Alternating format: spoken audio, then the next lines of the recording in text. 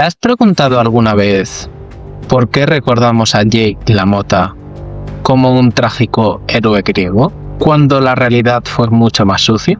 Aunque digamos amar la realidad histórica, el cine tiene una forma seductora de reescribirla. Puede que el verdadero culpable de nuestra percepción sea una obra maestra que todos idolatramos. Toro Salvaje de Martin Scorsese. Hoy vamos a hablar de cómo una película diseñada para desnudar el alma de un boxeador podría estar ocultando las partes más oscuras y patéticas de su vida real. Y que cuando veas lo que Hollywood decidió emitir, puede que no vuelvas a ver esa película de la misma manera. Comenzamos. Durante años nos dijeron que Toro Salvaje era el retrato definitivo de la autodestrucción masculina.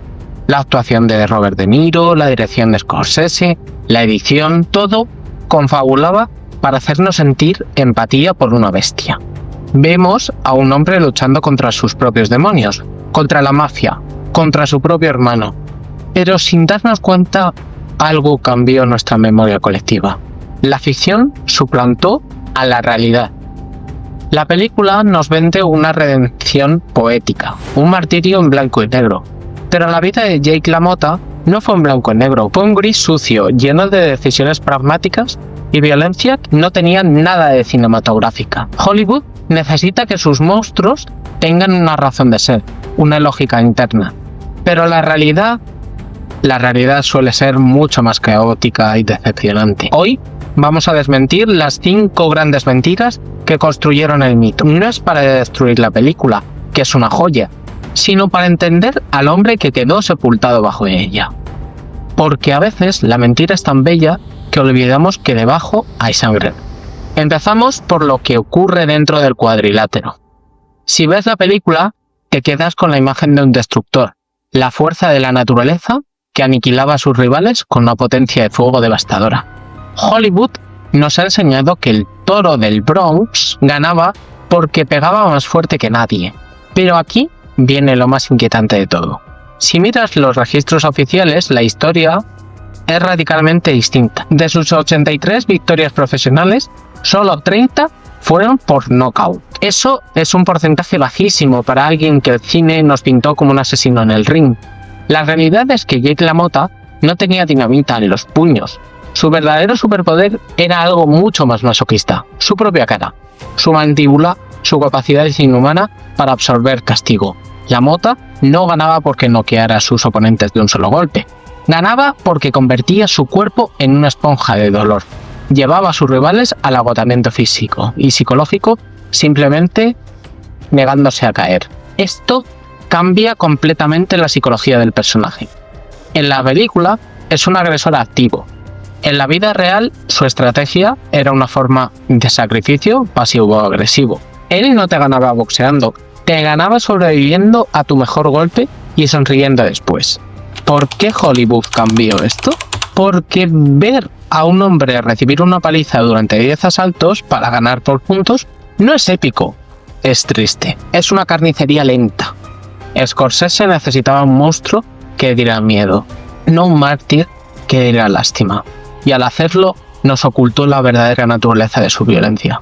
LaMotta no solo quería hacer daño, parecía necesitar recibirlo para sentirse vivo. Ahora, hablemos de la relación más importante de la película. Joe Pesci hace un trabajo magistral interpretando al hermano, manager y confidente de Jake. Es el ancla emocional, la víctima principal de la paranoia de Jake.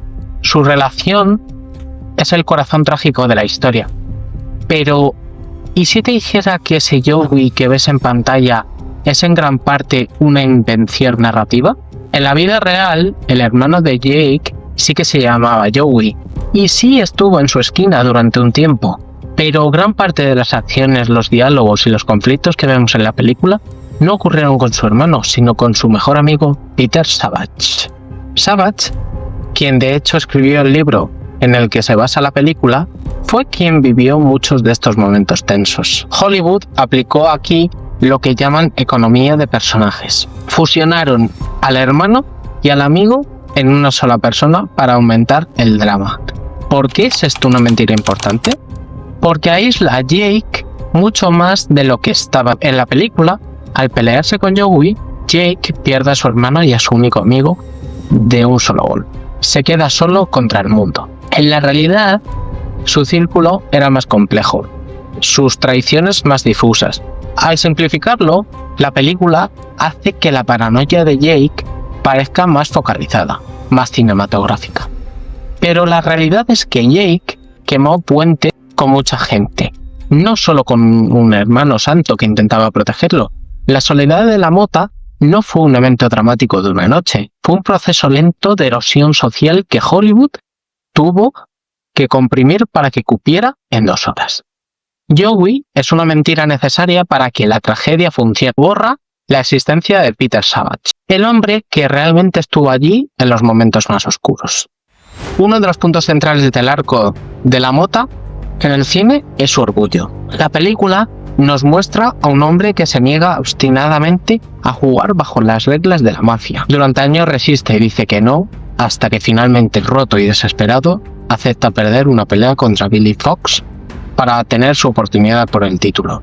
Es un momento desgarrador, presentado como la caída final de un hombre de principios, pero aquí es donde la realidad es menos romántica y mucho más fría. Los historiadores del boxeo y los biógrafos coinciden en que la relación de la mota con el crimen organizado no fue una resistencia heroica de último minuto, fue mucho más pragmática y comenzó mucho antes. La mota entendía cómo funcionaba el negocio. No era un ingenuo idealista que de repente se vio acorralado. La narrativa del rebelde que finalmente se rompe es perfecta para un guión. Nos permite admirar su integridad antes de llorar su corrupción. Pero la verdad es que Jake LaMotta operaba en un mundo gris desde el principio. El arreglo de la pelea no fue una tragedia griega impuesta por el destino, fue una transacción comercial, una decisión de negocios. Al pintar esta relación como una lucha del bien contra el mal, Hollywood nos absuelve de juzgar a Jake demasiado pronto. Queremos creer que fue forzado, que no tuvo opción, pero la historia sugiere que Jake sabía exactamente en qué cama se estaba acostando mucho antes de esa fatídica noche. Su corrupción no fue un evento súbito, fue un estilo de vida. Ahora llegamos a la mentira más peligrosa, la que más duele. Hablamos de Vicky, su segunda esposa. En la película vemos los celos enfermizos de Jake.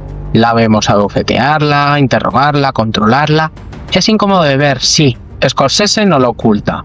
Pero, aunque parezca increíble, la película suaviza esa realidad. La violencia doméstica que sufrió Vicky LaMotta fue mucho peor, más sistemática y más brutal de lo que cualquier estudio de cine se atrevería a mostrar en una película comercial, en una tan cruda como esta. No eran solo bofetadas por celos momentáneos. Las memorias y testimonios reales hablan de palizas que la dejaban inconsciente, un control psicológico absoluto, de un terror constante que duró años. En la película, la violencia es un síntoma de la inseguridad de Jake. Casi nos invita a psicoanalizarlo. Pobre Jake, está tan inseguro que golpea lo que ama. Pero en la vida real, eso no es inseguridad poética, es un abuso criminal. Al estilizar la violencia, al poner ya música de ópera de fondo, corremos el riesgo de estilizar el horror. La mentira aquí es de omisión y de tono. La realidad de vivir con Jake LaMotta no tenía nada de la grandeza trágica de una ópera. Era un infierno sórdido y repetitivo del que Vicky tuvo que escapar para salvar su vida, no solo su dignidad. Hollywood nos dio un monstruo con alma.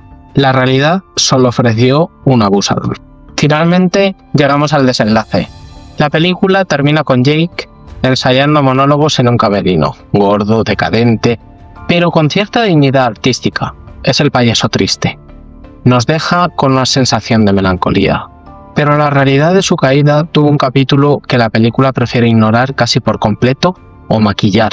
La razón por la que Jake terminó en una cadena de trabajos denigrantes y perdió su club en Miami no fue solo porque fuera un bocazas o tuviera mala suerte, fue porque fue arrestado y condenado, no por una pelea de bar. Los cargos reales incluían la promoción de la prostitución, incluyendo a una menor de 14 años en su local. Pasó tiempo en una cadena de trabajos forzados. No hubo monólogo de Marlon Brando que salvara ese momento. Fue sucio, ilegal y moralmente repugnante. La película nos da un final existencialista. La vida real le dio un final criminal y sórdido. Al omitir la gravedad de estos crímenes, Hollywood le permite a Jake conservar una humanidad que quizás en ese momento de su vida ya había perdido por completo. Toro Salvaje es una obra maestra del cine, eso es indiscutible, pero como documento histórico es una mentira piadosa. Nos da un Jake LaMotta que podemos entender, incluso compadecer. La realidad, sin embargo, nos ofrece a un hombre cuya violencia no tenía música de fondo ni cuyas decisiones no buscaban la redención, sino la supervivencia a cualquier costo. ¿Por qué preferimos la mentira? Quizás porque la verdad es demasiado fea para mirarla a los ojos durante 2 horas sin apartar la vista. ¿Y tú qué opinas? Déjame tu opinión en los comentarios de este vídeo. Si te ha gustado este vídeo, no olvides suscribirte aquí abajo y darme un buen like para que así YouTube recomiende más vídeos como este. También puedes compartirlo con esas personas a las que les gusta este tema. Te estoy dejando por aquí un vídeo acerca de la última polémica de Oclés y Pérez Reverte. Hazle clic y nos vemos allí.